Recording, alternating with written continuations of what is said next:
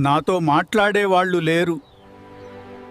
ఈ జీవితం ఇలానే అయిపోయిందేమో.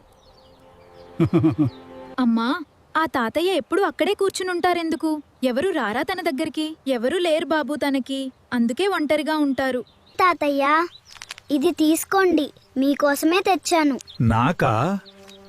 నా కోసం తెచ్చావా బాబూ?